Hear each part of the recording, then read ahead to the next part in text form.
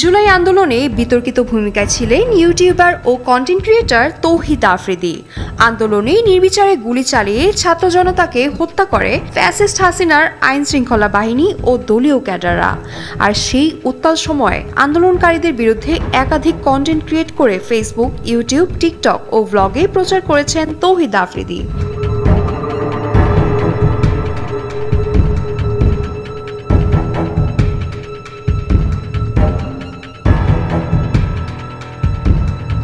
অন্য অনেক কন্টেন্ট ক্রিয়েটরকে নাকি হাসিনার পক্ষে কাজ করতে চাপও দেন বলে অভিযোগ রয়েছে। আফ্রিদির কথায় ভিডিও বানাতে রাজি না হলে অনেকে নির্যাতনেরও শিকার হয়েছেন।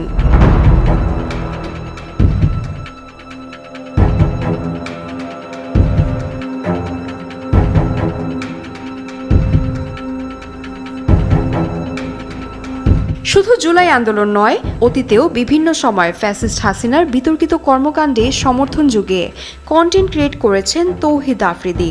অভিযোগ রয়েছে সমালোচিত পুলিশ কর্মকর্তা ডিবির সাবেক প্রধান হারুনুর রশিদ ও আওয়ামী লীগের প্রভাবশালী নেতাদের সঙ্গে সখ্য গড়ে কামিয়েছেন বিপুল অঙ্কের টাকা। এর বেশিরভাগই বিদেশে পাচার করেছেন। এছাড়া আফ্রিদির সঙ্গে যাদের বিরোধ ছিল তাদের ডিবি কার্যালয়ে ডেকে এনে নির্যাতন করাতেন।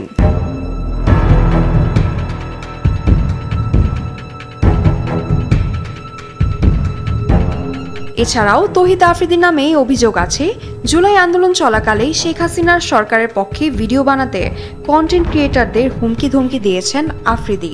জানা গেছে, এক কন্টেন্ট ক্রিয়েটরকে ৩ লক্ষ টাকার বিনিময়ে আন্দোলনকারীদের বিরুদ্ধে ভিডিও বানাতে চাপ দেওয়ায় রাজি না হলে তার উপর নির্যাতন চালিয়েছেন আফ্রিদি।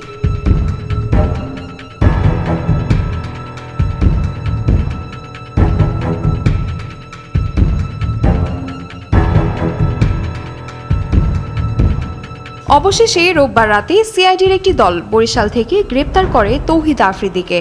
ঢাকা মহানগর পুলিশের যাত্রাবাড়ি থানায় বৈষম্য বিরোধী আন্দোলনের আসাদুল হক বাবু হত্যা মামলায় গ্রেফতার তৌহিদ আফ্রিদিকে 5 দিনের রিমান্ডে নেওয়া হয়েছে। এর আগে গত 17 আগস্ট একই মামলায় রাজধানীর গুলশান থেকে গ্রেপ্তার হন আফ্রিদির বাবা বেসরকারি টিভি চ্যানেল মাই টিভির চেয়ারম্যান নাসির উদ্দিন সাথী।